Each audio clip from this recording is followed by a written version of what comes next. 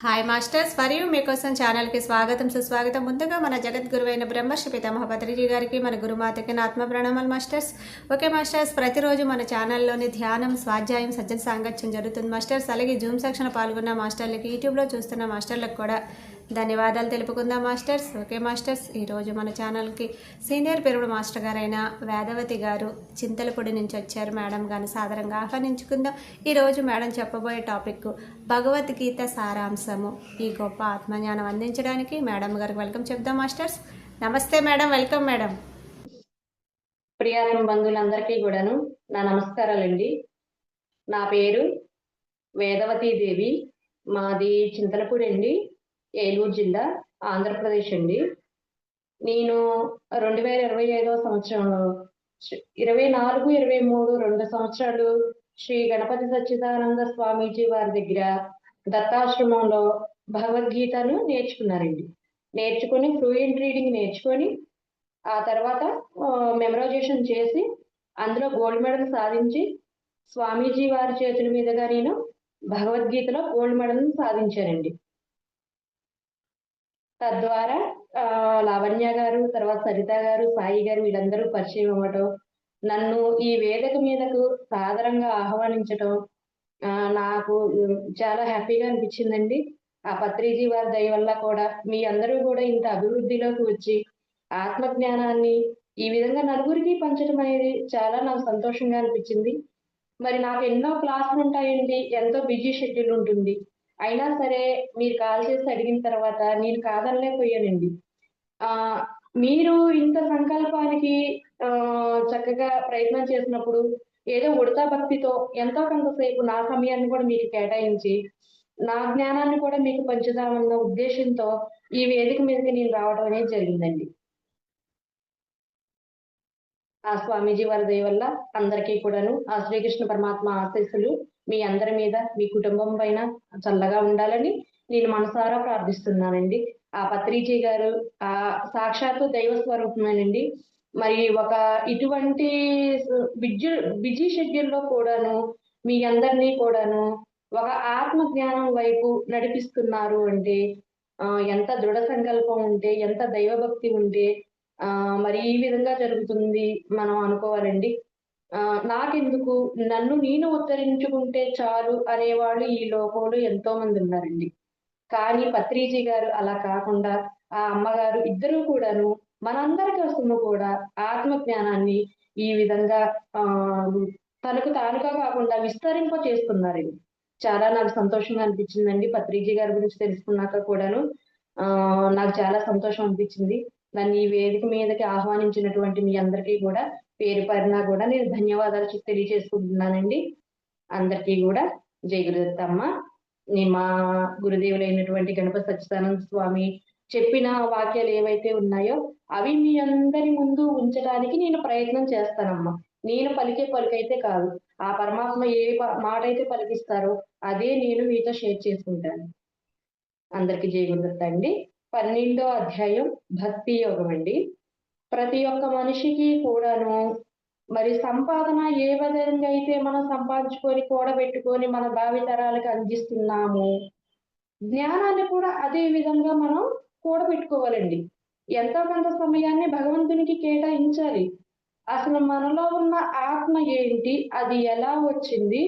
ఈ ఆత్మ అసలు ఎక్కడి నుంచి వచ్చింది? ఇది మనలో ఏ విధంగా ఉంది అనేది ప్రతి ఒక్క సాధకుడు కూడా అన్వేషించాలి. ఆత్మ ఎలా వచ్చిందండి? పరమాత్మలో నుంచొచ్చింది. పరమాత్మలో నుంచొచ్చి ఈ ఆత్మ ఇందులో ఉండబట్టే కదండీ దేహానికి విలువున్నది. మరి ఈ ఆత్మని, ఈ ఇంద్రియాలన్నిటిని అరికట్టి, మన ఆత్మని మన స్వాధీనం పరుచుకున్నప్పుడే నీకు ఆత్మ సాక్షాత్కారం అనేది జరుగుతుందండి. ఆత్మ సాక్షాత్కారం జరిగినప్పుడే నువ్వు ఆ పరమాత్మ స్థితికి చేరుకోగలవండి. అయితే అర్జునుడు శ్రీకృష్ణ పరమాత్మని అడుగుతాడు. ఏమని అంటే, సాకార పూజ గొప్పదా? నిరాకార పూజ గొప్పదా? సాకారం అంటే ఒక విగ్రహాలు పెట్టుకొని, ఒక గుడిలోకెళ్ళి, అక్కడ కాసేపు దండం పెట్టుకొని యువతలొచ్చేస్తామండి. ఇప్పుడు మనం దేవుడు మందిరంలోకెళ్తామమ్మా, స్నానం చేస్తాము ఎవరివైనా సరే. పూజా సామాగ్రి అన్నీ సిద్ధం చేసుకుంటాము. ఒక అరగంట కూర్చోగలం. ఆ తర్వాత కూర్చోగలమండి? ఆ తర్వాత దేవుడు లేడా? ఉన్నాడు కదా! ఎప్పుడు ఎల్లవేళలా ఏ విధంగా ఉన్నాడు భగవంతుణ్ణి అని అన్వేషించడం ప్రతి ఒక్క సాధకుడు కూడా తెలుసుకోవాలండి. అది ఏ విధంగా అంటే ఆత్మ ద్వారాగే మన పరమాత్మని చేరుకోగలమండి. అది ఎలాగా అంటే ఒక సద్గురుమూర్తి ద్వారాగే మనం ఆ పరమాత్మ స్థితికి మనం అందుకోగలమండి. మరి గుడికెళ్తామండి. పంతులు గారు ఎవరైనా చెప్తారా? ఎళ్తారు. మన పేరు మీద అర్చన చేస్తారు. ప్రసాదం పెడతారు. వచ్చేస్తాం. ఈ స్కూల్‌కెళ్తాం. మన పాఠాలెయ్యో పంతులుగా మాస్టర్ చెప్తారు. మనం వింటాం. యువతలకొస్తాం. మరి మనలో ఉన్న ఆత్మని ఎలా తెలుసుకోవాలండి? ఆత్మను తెలుసుకోవాలంటే సద్గురుమూర్తి కావాలి. ఆ సద్గురువు ద్వారాగే మనం ఆత్మని తెలుసుకోగలం. ఆ స్థితికి చేరుకోగలమండి. కాబట్టి ప్రతి ఒక్కళ్ళు కూడా సమయం ఉన్నంత సేపు కూడా మన నిజ స్థితిలో కూర్చోవడం అలవాటు చేసుకోవాలండి. మన స్థితి ఏంటంటారు? శ్వాస యందు ధ్యాస. శ్వాస అంటే ఏంటండి? కుడి పక్కనేమో ఈడ, పింగళ అని ఉంటుందండి. ఎడమ ముక్కు నుంచి కుడి పక్కనేమో ఈడ, ఎడమ పక్కనేమో పింగళ అంటారు. ఈ ఈడ, పింగళ నుంచి ఉచ్ఛ్వాస, నిశ్వాసలు ఒక రోజుకొచ్చి 21,600 సార్లు జపం చేస్తూ ఉంటుందండి. దీన్ని అజప గాయత్రి అంటారు. ఈ శ్వాసన మీద ధ్యాస ఏ విధంగా అయితే ఈరోజు 10 నిమిషాలు కూర్చోండి. రేపు ఇంకా 2 నిమిషాలు పెంచుకోండి. మూడో రోజు ఇంకా 2 నిమిషాలు పెంచుకోండి. అలా సాధన చెయ్యంగా మీ మనసు మీకు స్థిరపడిపోతుందండి. ఇంక మనసు ఎటు పోదు. మీ ఆధీనంలోనే ఉంటుందండి. ఈ విధమైనటువంటి ధ్యానాన్ని మీరు సద్గురుమూర్తి ద్వారాగా మీరు అలవరుచుకుంటే ఆరోగ్య సమస్యలు ఉండవండి. మానసిక ప్రశాంతత వస్తుంది. మనకి నిలకడొస్తుందండి. మన ఇంద్రియాలు కూడా మన అదుపులో ఉంటాయి. కాబట్టి మనసుని మన స్వాధీనం పరుచుకోవటం అనేది అలవాటు చేసుకోవాలండి. ఎలా చేసుకోవాలంటే ఒక్క ధ్యానం ద్వారే సాధ్యమవుతుందండి. ప్రతి ఒక్కళ్ళు కూడా రోజులో ఎంతో కొంత సమయం అన్ని పనులకి మనం ఎలా కేటాయిస్తున్నామో, ధ్యానానికి కూడా అలా సమయాన్ని కేటాయించాలండి. కేటాయించినప్పుడు నీ నిజేంటనేది నీకు తెలుస్తుందండి. అందరికి జై గురుదత్త అండి. ఓం శ్రీ పరమాత్మనే నమః. అథ ద్వాదశోऽధ్యాయः భక్తియోగः. అర్జున ఉవాచ ఏవం సతతయుక్తా ఏ భక్తాస్త్వాం పర్యుపాసతే ఏ చాప్యక్షరమవ్యక్తం తేషాం కే యోగవిత్తమాః. భగవానుణ్ణి అర్జునులు వారు అడుగుతారండి. ఏమనంటే సాకార పూజ గొప్పదా? నిరాకార పూజ గొప్పదా? సాకారం అంటేనండి కనిపించేదంతా కూడాను. ఒక ఫోటోలున్నాయండి. మనమే శుభ్రం చేస్తున్నాం. మనమే బొట్లు పెడుతున్నాం. మనమే అలమారలో పెడుతున్నాం. పువ్వులు మనమే కోసుకొస్తున్నాం. పూజ మనమే చేస్తున్నాం. హారతులు మనమే ఇస్తున్నాం. పలహారాలు మనమే పెడుతున్నాము. దీన్ని సాకార పూజ అంటారండి. కనిపించేదంతా కూడాను. నిరాకార పూజ అంటే నీలో ఉన్నటువంటి ఆత్మని నువ్వు దర్శనం చేసుకోవడం దాన్ని నిరాకార పూజ అంటారు. కాబట్టి పరమాత్మ ఏం చెప్తున్నారంటే సాకారం కన్నా కూడా నిరాకారమైనటువంటి పూజ చాలా ఉత్తమమైనది.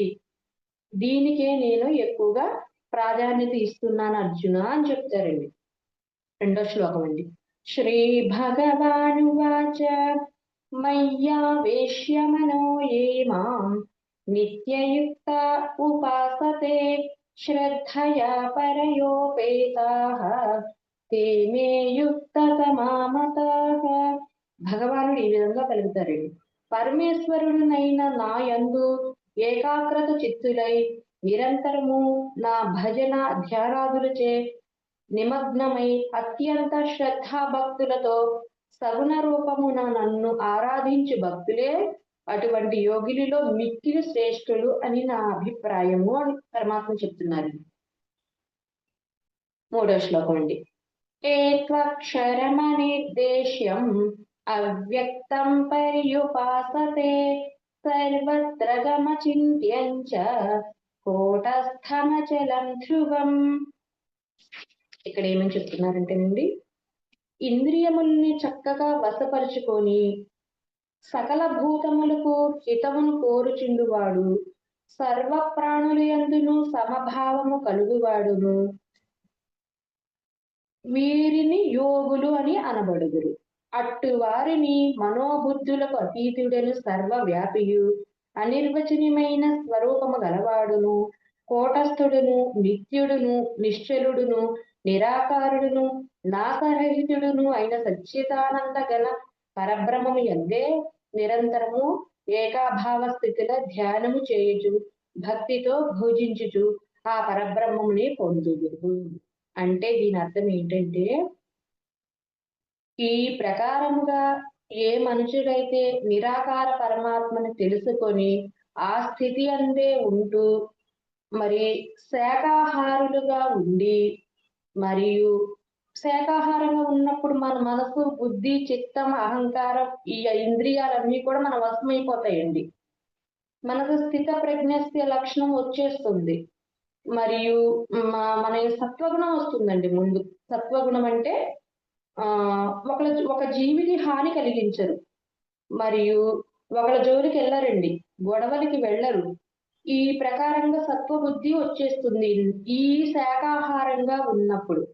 ఈ సత్వబుద్ధి ద్వారాగా నీ మనసు నీ స్థితిలో వచ్చేస్తుందండి. నీ ఇంద్రియాలు కూడా నువ్వు చెప్పినట్లుగా ఉంటాయి. అప్పుడు అటువంటి జీవుడు ఏమైతాడంటే నిరాకార పరమాత్మకు దగ్గరవుతాడు. ఇటువంటి వారు యోగులలో శ్రేష్ఠులు. అటువంటి భక్తులు నాకు ఇష్టులు అని పరమాత్మ ఈ శ్లోకం ద్వారాగా మనందరికీ కూడా తెలియజేస్తున్నాడండి. క్లేశోధికతరస్తేషాం అవ్యక్తాసక్తచేతసాం అవ్యక్తా హి గతిర్దుఃఖం దేహవద్భిరవాప్యతే. కానీ సచ్చిదానంద ఘన నిరాకార పరబ్రహ్మమునందు అసక్త చిత్తులైన వారు తత్ప్రాప్తికై చేయ సాధన మిక్కిలి శ్రమతో కూడినది. ఎలా అనిగా దేహాభిమానములకు అవ్యక్త పరబ్రహ్మ ప్రాప్తి కష్ట సాధ్యమే. దేహంతో ఉన్నప్పుడు పరబ్రహ్మం తెలుసుకో, నీలో ఆత్మ ఉన్నది అని ఎవరికైనా చెప్తే నమ్ముతారండి? నమ్మరండి. కానీ ఎదురుగా గుళ్ళో పెద్ద శిలా విగ్రహం 6 అడుగులు ఉందంట, 20 అడుగులు ఉందంట, మరి అర్చనలు పూజలు చేస్తున్నారంటే జనం తండోపతండాలుగా వస్తారు కదా. అది సహజం అండి. కానీ నీలో ఉన్న పరమాత్మని నువ్వు సద్గురుమూర్తి ద్వారాగా తెలుసుకున్నప్పుడే నువ్వు పరమాత్మ స్థితికి చేరగలవు. అటువంటి యోగులే నాకు మిక్కిలి ఇష్టులు అని పరమాత్మ ఈ 5వ శ్లోకం ద్వారాగా మనకు చెప్తున్నారండి. ఏతు సర్వాణి కర్మాణి మయి సన్యస్య మత్పరాః అనన్యేనైవ యోగేన మాం ధ్యాయంత ఉపాసతే. అంటే కానీ మత్పరణాయులైన ఏ భక్తులు కర్మలన్నిటినీ నాయందే సమర్పించి నా సగుణ పరమేశ్వర రూపమును అనన్య భక్తితో యోగముతో సతతము చింతన చేయుచు భజించుదురో అటువంటి వ్యక్తుల్ని నేను ఈ మృత్యు సంసార సాగరము నుండి నేను తేలికగా బయటపడవేస్తాను అని పరమాత్మ చెప్తున్నారండి. ఎటువంటి భక్తులండి?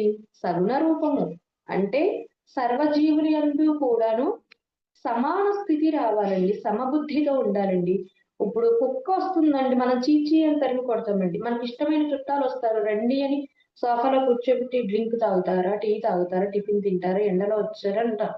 కాబట్టి మనలో ఉన్న ఆత్మ మిగతా 84 లక్షల జీవరాశుల్లో ఉన్న ఆత్మ ఒకటే కదండి. ఒకటైనప్పుడు మనకు మనిషిని ఒక రకంగా, వేరే జీవిని ఒక రకంగా వ్యత్యాసం చూపించటం అనేది అది అంత ధర్మం కాదు కదండి. ప్రతి ఒక్క దాంట్లోనూ ప్రాణం ఉంది కదా. ప్రతి ఒక్క జీవిలోనూ ప్రాణం ఉంది. మనిషిలో ఏదైతే ఉందో మిగతా జీవరాశుల్లో ఉందండి. మరి మానవ జన్మ ఎన్నో జన్మల పుణ్య ఫల విశేషము ద్వారాగా మనం ఈ తల్లి గర్భానికి వచ్చామంటండి.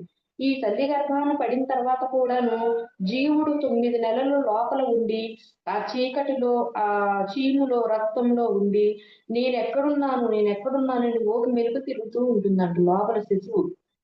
అప్పుడు భగవంతుని ప్రార్థిస్తుందంటండి.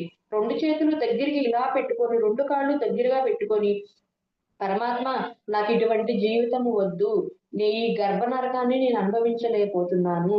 తల్లి గర్భంలో నుంచి బయటపడిన వెంటనే నిన్ను తెలుసుకునేటటువంటి శక్తిని నాకు ప్రసాదించు. అప్పుడు ఆ మానవ జన్మని నేను సార్థకత చేసుకుంటాను. చేసుకొని మళ్ళీ జన్మ లేని స్థితికి నేను వెళతాను. నా ఆత్మస్వరూపాన్ని నేను తెలుసుకుంటాను. తెలుసుకొని నేను నీలో ఐక్యమవుతాను అని ప్రతి ఒక్క జీవుడు కూడా తల్లి గర్భంలో ఉన్నప్పుడు ఈ విధంగా ప్రార్థిస్తుందండి. 9 లేదా 10 నెలలు వచ్చిన తర్వాత ఆ ప్రాణి బయటికి వచ్చిన తర్వాత కలినీళ్ళు అని చల్లేసరికి ఈ తల్లి గర్భంలో ఉన్నటువంటి చేసిన ప్రమాణాలన్నీ కూడా ఆ జీవుడు మర్చిపోతాడంట. మర్చిపోయి ఏమవుతుందండి? మళ్ళీ కలిమాయలో పడిపోతున్నాం. నేనెక్కడ, నేనెక్కడ, నేనెక్కడ అని క్యార్, క్యార్, క్యార్‌మని ఆ బేబీ ఏడుస్తా ఉంటుందంట. అప్పుడు పెద్దవాళ్ళు ఏం చేస్తారండి? మెత్తటి క్లాత్‌లో బేబీని దగ్గరగా తీసుకొని, తల్లి పొత్తిళ్లలో పెట్టుకొని, కొంచెం కొంచెం పాలివ్వటం, పడుకోబెడతాం. ఇక ఇటువంటి జీవన విధానానికి, ఈ లైఫ్ స్టైల్‌కి ఆ జీవుడు అలవాటు పడిపోతాడనమాట. అంతేగాని మనం వచ్చిందేంటండి? మానవుడిని మానవత్వంగా తీర్చిదిద్దుకోవాలంటే ఒక్క మానవ జన్మలోనే. మిగతా 83,99,099 జీవ రకాలు ఉన్నా అన్ని జాతుల్లో కూడా మా భగవంతుడిని తెలుసుకునేటటువంటి మేధాశక్తి ఏ జీవికి లేదండి. ఒక్క మానవ జన్మకే వచ్చింది. మనం ఆ జన్మలన్నీ కూడా ఒక జన్మ నుంచి ఒక జన్మ ఈ విధంగా చచ్చుకుంటూ పుట్టుకుంటూ, చచ్చుకుంటూ పుట్టుకుంటా వస్తేనే మనం కడసారి జన్మ అయినటువంటి మానవ జన్మకి మనం రాగలిగాం. ఇటువంటి మానవ జన్మకు వచ్చిన తర్వాత కూడా మనం ఈ జన్మని సార్థకత చేసుకోకపోతే మన జీవుడు మన శరీరంలో ఉన్నటువంటి ఆత్మని పరమాత్మ ద్వారాగా తెలుసుకోలేనప్పుడు మన జన్మ వృధానే కదండీ! మనం ఏం చేస్తున్నామండి? పోయే ఆటిని పట్టుకొని ఎక్కువగా ఆలోచిస్తున్నాం. ఆస్తులొస్తాయా? అంతస్తులొస్తాయా? బిడ్డలొస్తారా మనతో? కార్‌లొస్తాయా? బంగళాలొస్తాయా? మన చదువొస్తుందా? ఏదీ రాదండి. మనతో వచ్చేది ఒక జ్ఞానమే. కాబట్టి ఆ జ్ఞానాన్ని మన భక్తి నుంచి జ్ఞానానికి రావాలండి. జ్ఞానం నుంచి వైరాగ్యానికెళ్ళాలి. వైరాగ్యం నుంచి మోక్షానికి మన సాధనని ఆ విధంగా కొనసాగించాలండి. అంతేగాని ఏదో కొన్ని రోజులు ఏదో విన్నాంలే వాళ్ళేదో చెప్పారులే అని ఇక్కడిది ఇక్కడే వదిలేయకుండా ఒక్కొక్క స్టెప్ మనం డాబా ఎక్కాలండి. ఒక్కొక్క మెట్టు ఎక్కుతున్నామా లేదా అండి? ఒక్కొక్క మెట్టు దిగుతున్నామా? డాబా పైకెళ్ళాలి. ఒక్కొక్క మెట్టు ఎక్కుతాం కదండీ! అలాగే మన జ్ఞాన సాధన కూడా ఒక్కొక్క మెట్టు ఎక్కేలాగా మన ప్రయత్నాన్ని ఆపకుండా ఉండాలండి. కాబట్టి ప్రతి ఒక్కళ్ళు కూడాను ఈ జ్ఞానాన్ని అందరూ వినియోగించుకోవాలండి. ఈ మానవ జన్మ, ఈ సంపాదన, ఈ పోయే ఆటి కోసం మనం పాటుపడకుండా పోనిదేముంది? పోనిదేముందంటే పరమాత్మ ఒక్కడేనండి పోనివాడు. ఆయన స్థిరమైన వాడు. త్రేతాయుగం నుంచి అప్పటి నుంచి ద్వాపర యుగం నుంచి, కలియుగం నుంచి ఈ విధంగా పరంపర కొనసాగుతుంది అంటే ఆ పరమాత్మ అంతా శాశ్వతమైన వాడండి. అశాశ్వతమైనది ఏదైనా ఉంటుందా? స్థిరంగా ఉంటుందండి? ఏది ఉండదు అశాశ్వతమైనది. శాశ్వతమైనది ఏదైనా ఉంది అంటే అది భగవంతుడేనండి. దాన్ని పట్టుకొని మనం మన సాధన అనేది అందరికీ కొనసాగించాలి. ఏ విధంగా? గురు కృపచే, సద్గురువుల సాంగత్యంతో, ఇటువంటి సత్సాంగత్యాలు మనం పాల్గొనటం వల్ల ఒక్కొక్కళ్ళు ఏ విధంగా చెప్తున్నారనేది అనుభవానికి మనకొచ్చేస్తుందండి. వాళ్ళ దగ్గర ఉన్న జ్ఞానాన్ని మనం కూడా ఆచరించడానికి కొద్దిసేపు చెప్పిన తర్వాత ఎంతో కొంత మంచి బిట్ అయినా దొరుకుతుంది కదండీ! దాన్ని మనం ఆచరించి ఇంకా ఎదగటానికి మనకు ప్రయత్నం దొరుకుతుందండి. కాబట్టి అందరూ గూడా ఈ జ్ఞానాన్ని కొనసాగించాలని నేను కోరుకుంటున్నానండి. అయితే పరమాత్మ ఏం చెప్తున్నారంటే, "నువ్వు ఏ కర్మ చేసినా కూడా నాకర్పించు. నువ్వు ఏ పని చేసినా కూడా నాకర్పించితే నీకే కర్మలు అంటవు.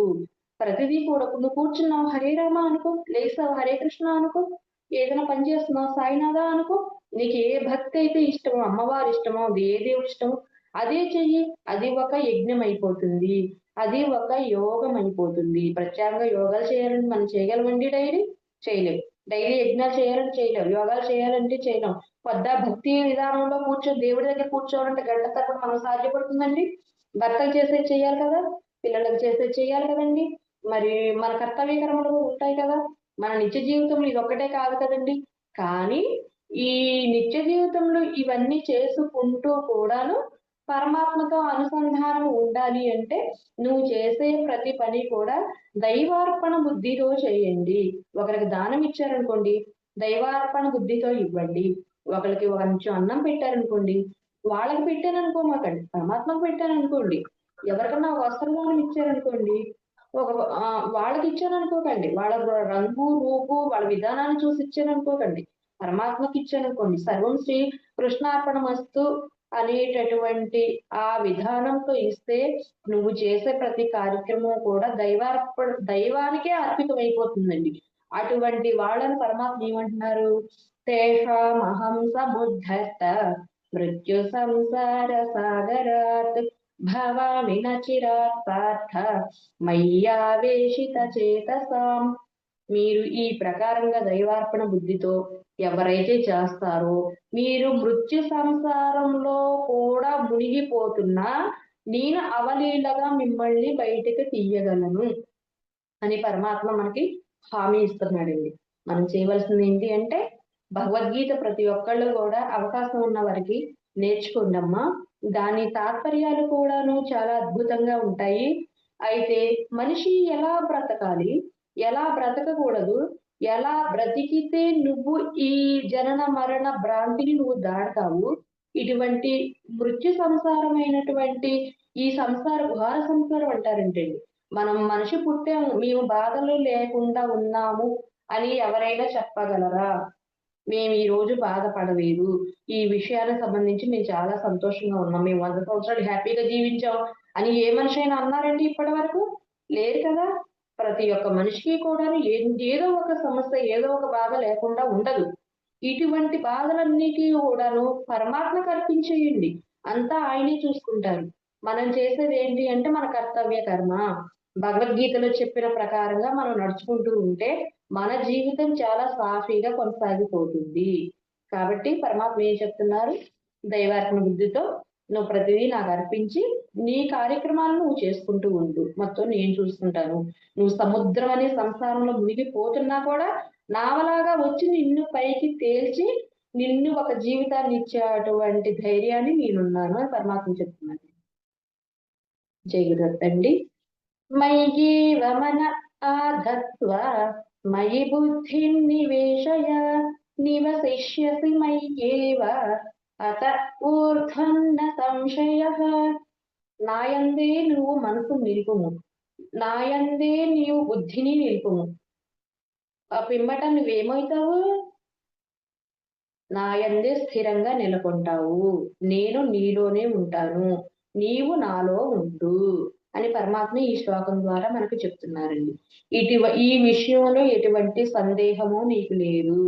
ఎల్లవేళ నాలో ఉండుంటే దేవుడి దగ్గర కూర్చొని మా బిజినెస్ ఏమవుతుందో, పిల్లలు ఏం చేస్తున్నారు, ఇంటి దగ్గర ఏమవుతుందో, ఇవన్నీ రౌండప్ వేస్తే మన మనసు అది పూజ అవదండి.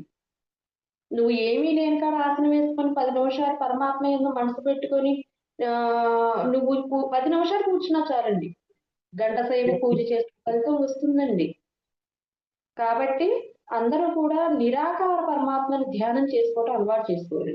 సాకార పూజలు ఏమైతుందంటేనండి, నేను ఈ రోజు 1000 ఎత్తులు వెలిగించాను, నేను ఇవాళ కాశీ వెళ్ళొచ్చాను, రామేశ్వరం వెళ్ళొచ్చాను, ఎక్కడ లేడండి పరమాత్మ? ఇక్కడున్న పరమాత్మ అక్కడ లేడా? సర్వాంతర్యామి, సర్వం వ్యాపితమై ఉన్నాడండి పరమాత్మ.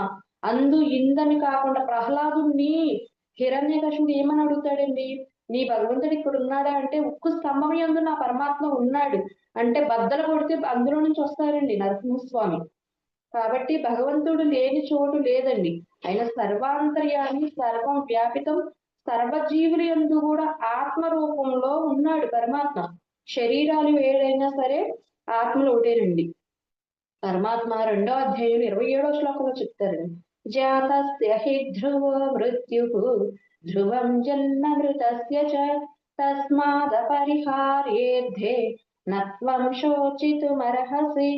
ఈ శరీరాలు అనేవి తొడుగులండి. మరి ఎవరైనా పుట్టారు అంటే దానికి మరణం ఉంటుంది. ఒక 70 ఏళ్లకో, 100 ఏళ్లకో, 110 ఏళ్లకో ఎప్పుడో ఒకప్పుడు ఒక రోజు ఉన్న ప్రయాణం. అది గతించింది అంటే మళ్ళీ జన్మించక తప్పదు. పుట్టిన వానికి మరణం తప్పదండి, మరణించిన వానికి జననం తప్పదు. అర్జునుడు ఏడుస్తూ ఉంటాడు, అర్జున నువ్వు శోకింపదగన దాని గురించి శోకింపుతున్నావు. నువ్వు జనన మరణాలనేవి శరీరానికే ఉన్నవి, ఆత్మకు లేవు. ఆత్మ అది ఎండకి ఎండేది కాదు, వానకి తడిచేది కాదు.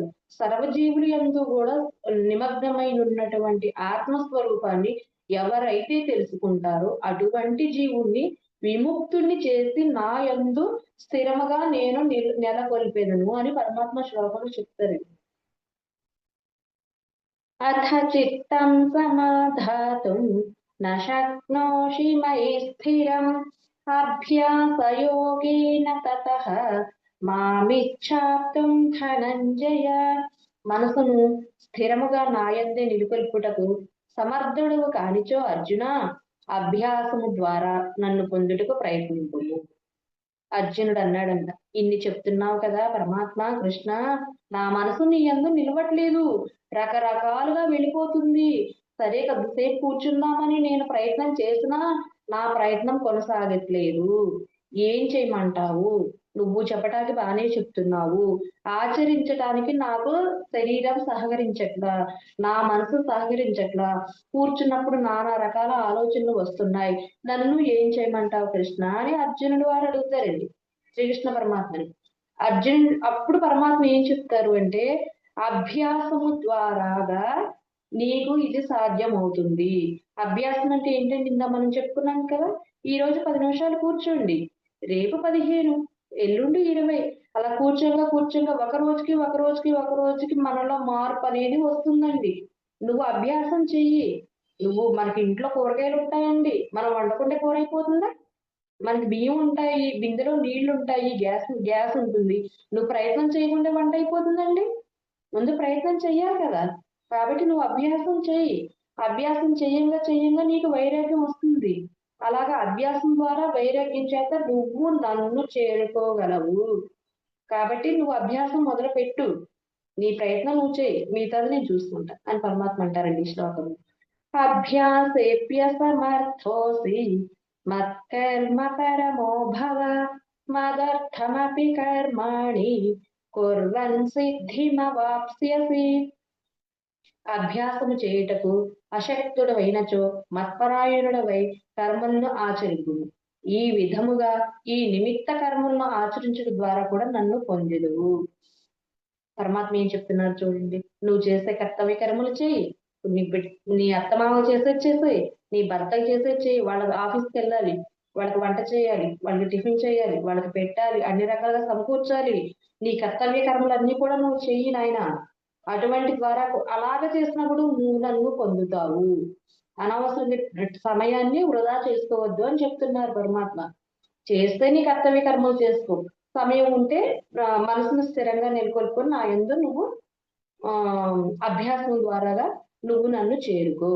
కొంతమంది ఇప్పుడు ఏం చేస్తున్నారండి, సమయం ఉంటే టీవీ చూడటం, ఫోన్లు చూడటం, పార్టీలు తిరగటం, ఫంక్షన్లో తిరగటం, పబ్బులకి తిరగటం, అవి ఇవి అనే సమయం మొత్తాన్ని కూడా వృధా చేస్తున్నారు తప్ప నీలో ఉన్నటువంటి సచ్చిదానంద ఘన స్వరూపమైనటువంటి ఆత్మస్వరూపం ఎలా ఉంటుంది అని ఒక్క 10 నిమిషాలు కళ్ళు మూసుకొని కూర్చొని దాన్ని ఒక్కసారైనా ఎవరైనా ఆస్వాదించారండి? 100లో కనీసం 50% కూడా లేరండి. ఉన్నారా? లేరండి. కానీ ఏ మనుషుడైతే ఈ ప్రకారంగా తనలో ఉన్న ఆత్మని తెలుసుకుంటారో అటువంటి వాళ్ళు నాకు మిక్కిలి శ్రేష్ఠులు అని పరమాత్మ చెప్తారండి 12వ అధ్యాయంలో. కాబట్టి సాధ్యమైనంత వరకు కూడా ధ్యానానికి ఎక్కువగా ప్రిఫరెన్స్ ఇవ్వడానికి ప్రయత్నం చేయాలి, ఎంతో కొంత సమయం. పరమాత్మ అంటాడంట, నీకు 100 సంవత్సరాల ఆయుష్ని ఇస్తున్నా, 365 రోజులు ఇస్తున్నాను, 24 గంటల సమయాన్ని ఇస్తున్నాను, నువ్వు నా కోసం ఏమి కేటాయించావు? నువ్వు తల్లి గర్భంలో పడతాకే కారణం నేను, ఈ సంపాదన అంతా నాది, నీకొచ్చే తెలివిచ్చిందే నేను, సూర్య భగవానుని నిలిపింది నేను, చంద్రుడిని నిలిపింది నేను, పగలో రాత్రి ప్రతిదీ నాది. ఇటువంటి అవకాశం నీకు ఇచ్చినప్పుడు నువ్వు నా యందు 10 నిమిషాలు మనసును నిలుపుతున్నావా? నువ్వు ఏది కరెక్ట్ నువ్వే ఆలోచించుకొని చెప్తాడండి పరమాత్మ. పరమాత్మ చెప్పాడంటే అందరి కోసం కాదండి, అర్జున్ని నిమిత్తంగా చేసుకొని మన అందరం కూడా ఉద్ధరింపబడటానికి పరమాత్మ రాబో తరాలకి ఇటువంటి జ్ఞానోపదేశాన్ని అందించినటువంటి మహా అద్భుతమైన గీత ఏది అంటే భగవద్గీత అండి. ఈ 18 అధ్యాయాలను కూడా 3 రకాల షట్కాలుగా విడదీశారు. ముందు కర్మ షట్కం 6 అధ్యాయాలండి, తర్వాత భక్తి షట్కం 6 అధ్యాయాలు, మిగతా 6 అధ్యాయాలు జ్ఞాన షట్కం అండి. ప్రతి ఒక్క మనుషుడు ఎలా బ్రతకాలో, ఎలా ఆచరించాలో ఒక్క భగవద్గీత చదివితే ఇవన్నీ కూడా మనకి అర్థమైపోతుందండి. మన ఉపనిషత్తులన్నీ కూడా 4 వేదాల సారము కూడాను అన్నీ కూడా ఈ భగవద్గీతలో ఆ ఆ నిక్షిప్తమై ఉన్నాయండి. అసలు అంత అద్భుతంగా ఉంటుందండి భగవద్గీత. జీవితంలో ప్రతి ఒక్కళ్ళు కూడాను ఒక్కసారైనా భగవద్గీతను చదవాలండి. వాటి శ్లోకాలకి అర్థాలు తెలుసుకోవాలి. వాటిలో ఉన్న అంతరార్థాలు కూడా తెలుసుకోవాలండి. తెలుసుకుంటే మన జన్మ ధన్యమైపోతుందండి. మనం ఒక హిందువుగా పుట్టినందుకు, పత్రిజీ వారి ఆశీస్సులు మీ అందరి మీద ఉన్నందుకు, ఆ శ్రీకృష్ణ పరమాత్మ ఆశీస్సులు కూడా మీ అందరికీ కూడా చక్కగా అందాలని నేను ఈ మీరు ఇటువంటి అవకాశం నాకు ఇచ్చినందుకు చాలా నేను సంతోషంగా ఫీల్ అవుతున్నానండి. నెక్స్ట్ తర్వాత శ్లోకానికి వెళ్దామండి. అథైతదప్యశక్తోऽसि कर्तुम् मद्योगमाश्रितः सर्वकर्मफलत्यागम् ततः कुरु यतात्मवान्. మాత్రా మాత్రా ప్రాప్తికై వలయ యోగ నాశ్రయించిన సాధకులు చేయుటకు నీవు ఆసక్తుడవైనచో మనోబుద్ధింద్రియములను వశమునందు ఉంచుకొని సకల కార్యములను త్యజింపుము. ఏం చెప్తున్నారంటే పరమాత్మ, నీ మనసుని, నీ బుద్ధిని, నీ చిత్తమును, ప్రతి ఒక్క ఇంద్రియమును కూడా నీ ఆధీనంలో ఉంచుకొని సకల కార్యములను కూడా నువ్వు సక్రమంగా చెయ్యి. దైవార్పణ బుద్ధితో చెయ్యి. మొత్తం నేనే చూసుకుంటాను. నీకు ఎటువంటి ఇబ్బంది లేకుండా కూడాను సర్వము కూడాను నేనే చూస్తానని పరమాత్మ చెప్తున్నారండి. శ్రేయో హి జ్ఞానమభ్యాసాత్ జ్ఞానాధ్యానం విశిష్యతే ధ్యానాత్ కర్మ ఫల త్యాగః త్యాగాత్ శాంతిరనంతరం. ఇటువంటి తత్వముని ఎరుగక చేయు అభ్యాసము కంటే జ్ఞానం శ్రేష్టమైనది. కేవలం పరోక్ష జ్ఞానము కంటే అనగా అనుభవరహితమైన జ్ఞానము కంటే పరమేశ్వర స్వరూపమైన ధ్యానము శ్రేష్టమైనది. కర్మ ఫల త్యాగము మిక్కిలి శ్రేష్టమైనది. ఎలా అనినా త్యాగము వలన వెంటనే పరమశాంతి లభించును. మనం ఏం చేస్తామండి, ఎవరైనా వస్తారు, ఓ 10 రూపాయలు వేస్తాం, 50 రూపాయలు అంటే వేయలేమండి, అదే వేస్తాం. ఎందుకంటే స్వార్థం వచ్చేస్తాము. 50 ఇంకెవరైనా వస్తే ఇలా ఎంతమంది ఉంటారు, అందరికి వెయ్యాలి కదా, స్వార్థం వచ్చేస్తుంది. పరమాత్మ ఏం చెప్తున్నారు, స్వార్థ బుద్ధి వద్దు. నీకు ధర్మం చేసుకునే అటువంటి అవకాశాన్ని అవతల నీకు ఇస్తున్నాడు కదా. అందరు అడుగుతారండి, అడగలేరు. అడిగిన వాళ్ళకి నీకు సాధ్యమైనంత వరకు వేసేమని చెప్తున్నాడు. కాబట్టి అది కూడా దైవాత్మ బుద్ధితో చేయి. పరోక్ష జ్ఞానము కంటే ప్రత్యక్ష జ్ఞానము చాలా శ్రేష్టమైనది అని చెప్తున్నారు. అద్వేష్ట సర్వభూతానాం మైత్రః కరుణ ఏవ చ నిర్మమో నిరహంకారః సమదుఃఖ సుఖః క్షమి సంతుష్టః సతతం యోగి యతాత్మా దృఢ నిశ్చయః మయ్యర్పితమనో బుద్ధిః యో మద్భక్తః స మే ప్రియః. ఏ ప్రాణి యందును ద్వేషము భావం లేనివాడై పైగా సర్వ ప్రాణుల యందును అవాజ్యమైన ప్రేమ కరుణ గలవాడను, మమతాహంకారములు లేనివాడను, సుఖమును ప్రాప్తించిన దుఃఖము ప్రాప్తించిన కూడాను సమభావముతో చూసేవాడును, క్షమాగుణము కలవాడును, సర్వకాలాల యందు సర్వావస్థల యందు కూడాను సంతుష్టుడయుండు యోగియు, శరీర మనసులు ఇంద్రియములను వశపరచుకొనిన వాడును, నాయందు దృఢ నిశ్చయమైన గలవాడును అయి నాయందే మనోబుద్ధులను అర్పణ చేసిన నా భక్తుడంటే నాకు ప్రియుడు అని చెప్తున్నారు ఈ శ్లోకం ద్వారా. అహంకారం ఉండకూడదంటండి, మమకారం ఉండకూడదు. ఒక్కోసారి మనం ఏం చేస్తాం, దుఃఖం వస్తే ఓకే చేస్తామండి, సుఖం వచ్చింది అనుకోండి మనంతట వాళ్ళు లేరని ఓకే పొంగిపోతాం. పరమాత్మ ఏం చెప్తున్నాడు, సుఖాన్ని దుఃఖాన్ని సమాన స్థితిలో చూసినటువంటి భక్తుడు నాకు మిక్కిలి ఇష్టలు. మరియు సర్వ ప్రాణుల యందు ఎటువంటి ఆత్మ ఉంటుందో, సర్వజీవుల యందు ఏది ఉందో నా యందు అదే ఉంది, నా యందు ఏది ఉందో మిగతా జీవులందరి యందు అదే ఉంది. కాబట్టి అటువంటి సమాన బుద్ధిని చూడటం అనేది అలవర్చుకోండి అని చెప్తున్నారండి ఇక్కడ. క్షమాగుణం కలిగి ఉండాలంటండి. ఎవరైనా ఏదైనా తప్పు చేశారు, వాళ్ళ వల్ల మనకు హాని కలిగింది, అయినా సరే మనం క్షమించే గుణాన్ని అలవాటు చేసుకోవాలంట. సర్వ వ్యవస్థల యందును సర్వేంద్రియాల యందును కూడాను ఎవరైతే వశపరుచుకుంటారో అటువంటి భక్తుడు నాకు మిక్కిలి ఇష్టలు అని పరమాత్మ చెప్తున్నారండి. యస్మాన్నో ద్విజతే లోకః లోకాన్నో ద్విజతే చ యః హర్షామర్ష భయోద్వేగైః ముక్తో యస్వ చ మే ప్రియః. లోకమున ఎవరికి ఉద్వేగమును కలిగింపని వాడును, ఎవరి వలన తాను ఉద్వేజితుడు కాని వాడును, హర్షము, ఈర్ష్య, భయము, ఉద్వేగము ఇటువంటి వికారములు లేనివాడు అటువంటి భక్తుడు నాకు చాలా మిక్కిలి ఇష్టుడు అని చెప్తున్నాడు పరమాత్మ. మనకి కామ, క్రోధ, లోభ, మద, మాత్సర్యాలనేవి ఈ గుణాలన్నీ కూడా మనిషిని ఏం చేస్తున్నాయండి? అధోగతి పాలు చేస్తున్నాయి. శ్రీరాముడు ఉన్నాడండి, రావణుడు ఉన్నాడు. మరి రావణాసురుడు తెల్లారేసరికి 1,000,000 లింగాలకి పూజ చేసేవాడంట. రాముడు కన్నా చాలా గొప్ప భక్తుడు అంటండి రావణాసురుడు. ఏమైందండి? తనలో ఉన్నటువంటి చెడు గుణాల వల్ల అధోగతి పాలై ఆఖరికి రాముని చేతిలోనే అతని సంహరింపబడ్డాడు. ఈ కామము, క్రోధము, లోభము, మదము, మాత్సర్యం అనేటువంటి ఈ గుణాలను తగులుకొని రావణుణ్ణి అంత పరమ భక్తుడై, శివుడికి చాలా పరమ భక్తుడు అంటండి రావణాసురుడు. అటువంటి పరమ భక్తుడైనా కూడా అధోగతి పాలు చెందవలసి వచ్చింది, అకీర్తిని గడింపవలసి వచ్చిందండి. కాబట్టి ఇటువంటి గుణములు ఉన్నటువంటి మనుషుడు నాకు భక్తుడుగా ఉండటానికి కూడా సరిపోడు అని పరమాత్మ ఈ శ్లోకం ద్వారా చెప్తాడండి. ఇంకొకటి, అనన్యాశ్చింతయతో మాం ఏ జనా పర్యుపాసతే తేషాం నిత్యాభియుక్తానాం యోగక్షేమం వహామ్యహం. పరమాత్మ ఏమని చెప్తున్నారంటే, ఎటువంటి సమయం అప్పుడైనా సరే కృష్ణ పరమాత్మ అంటే నేను అవలీలగా ఎటువంటి సమస్య నుంచైనా బయటపడేటటువంటి ప్రయత్నాన్ని, నీకున్నటువంటి ఆధారాన్ని నేనై ఉంటాను. నేను నీ యందే నేను స్థిరముగా నెలకొని ఉంటాను, నువ్వు నన్ను యథార్థంగా నమ్మినప్పుడు అని పరమాత్మ ఈ శ్లోకం ద్వారా చెప్పారండి.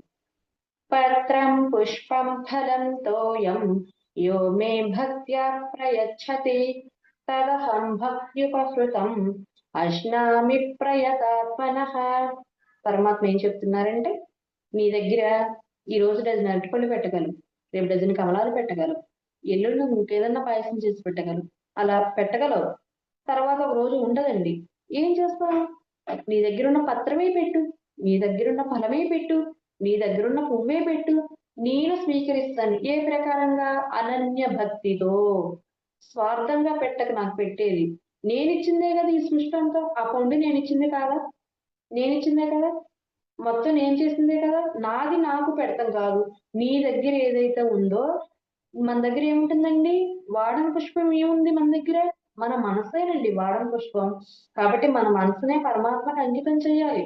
ఎల్లవేళలు సర్వకాలాల యందు, సర్వ అవస్థల యందు, ఎప్పుడు కూడా మనకు పరమాత్మే పాదాల యందు మన మనసుని అంకితం చేస్తామో అప్పుడు పరమాత్మకి మనం మిక్కిల శ్రేష్ఠులమవుతాం. ఒక చిన్న కథ చెప్తానండి. ఒక భక్తుడు అంటండి, డజన్ అరటిపళ్ళు దేవుడు అల్మరలో పెట్టుకొని చిన్నగా ఆసనం వేసుకొని ఓం శ్రీకృష్ణ పరబ్రహ్మణే నమక అనుకుంటూ ఆయన పూజ చేసుకుంటూ ఉన్నారంటండి. ఇలా చేయంగా కొన్ని రోజులు చేయంగా పరమాత్మ ప్రత్యక్షమవుతాడు. ప్రత్యక్షమైతే పరమాత్మని రాగానే అరటి పండు వలిసేసి ఈ కాయ పడేసి తొక్కలు పెట్టేస్తాడు. ఏమి నాయన అని అడిగితే, ఆ అనన్య భక్తుడు అడిగినా కూడా, పరమాత్మ అడుగుతున్నా కూడా ఆయన వినిపించుకోకుండా, నా పరమాత్మ నేను వేడుకున్నాను, ప్రత్యక్షమైపోయారు, నేను పెట్టేస్తున్నా అన్న విధానంలో పెడుతున్నారంటే నేను అంత తన్మయత్వం చెందిపోయాడు. కాబట్టి పెడతాడు, అయిపోయింది, తిన్నారు, మాయం అయిపోయాడు పరమాత్మ. తర్వాత చూసుకుంటే ఏమున్నాయండి? తొక్కల వరకే పరమాత్మకు పెట్టి పండంతా ఇక్కడ ఉండిపోయింది.